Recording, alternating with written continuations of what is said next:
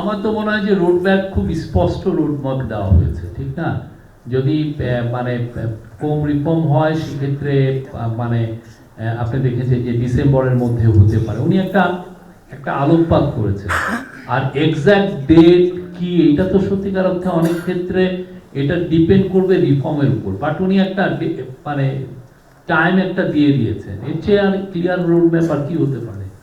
আপনি এক্সপেক্ট করতে পারেন যে ইলেকশন হচ্ছে 2026-এর জুনের 30 তারিখের মধ্যে। এটা তো একটা স্পষ্ট তো রোডম্যাপ, ঠিক না? এখন আপনি যদি বলেন যে নমিনেশন পেপারে ডেট কবে, শিডিউল এটা তো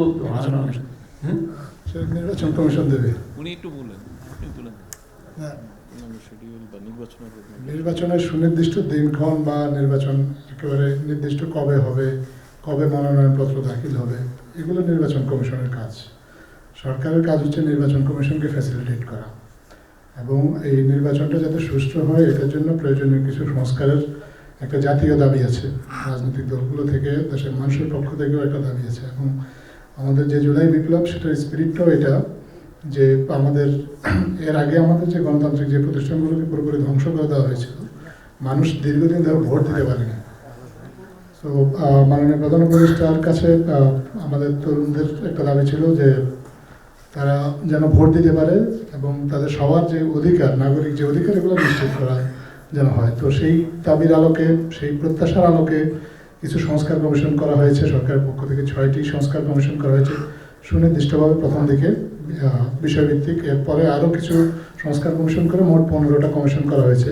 এই কমিশনের কয়েকটি কমিশন এর মধ্যে তাদের রিপোর্টও দিয়েছে, এবং বাকিগুলো আমরা আশা করছি যে খুব শিগগিরই সময় মতো রিপোর্টগুলো দিয়ে দেবে। তো এই রিপোর্টের পরে জাতীয় ঐক্যমত্য সৃষ্টির একটা উদ্যোগ নেওয়া হবে, এবং সেই লক্ষ্যে একটা ঐক্যমত্য কমিশন গঠন করারও প্রস্তাব মাননীয় প্রধান উপদেষ্টা ওনার ভাষণে দিয়েছেন, এবং উনি জানিয়েছেন সেই কমিশনটা আসলে কীভাবে কাজ করবে, ওনার নেতৃত্বে কীভাবে এই কমিশন জাতীয় ঐক্যমত্য সৃষ্টি করবে।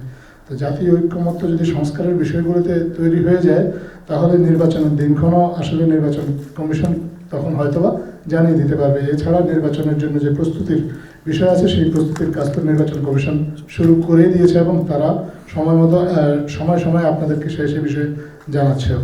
তো নির্বাচনের একদম যদি দিনক্ষণ জানতে চান, তাহলে এই বিষয়ে আসলে আপনাদের সবার উচিত নির্বাচন কমিশনের সাথে যোগাযোগ করা। সরকার ব্রডার পার্সপেক্টিভ থেকে নির্বাচনের একটা সম্ভাব্য সময়সীমার কথা বলেছেন, এবং এই সময়সীমার মধ্যে নির্বাচন আয়োজন করতে গেলে যে যে প্রয়োজনীয়তার কথা ইতিমধ্যে আলোচিত হয়েছে বা এখনও আলোচনা হচ্ছে, বা সামনে যে ইস্যুগুলো আসবে সেগুলো নিয়ে যে সরকার কীভাবে কাজ করবে, সেই কাজের একটা রূপরেখা বা একটা কাজের যে পদ্ধতি কী হবে, সেটার একটা আউটলাইন মাননীয় প্রধান উপদেষ্টা তার ভাষণে ইতিমধ্যে ঘোষণা করেছেন। ধন্যবাদ।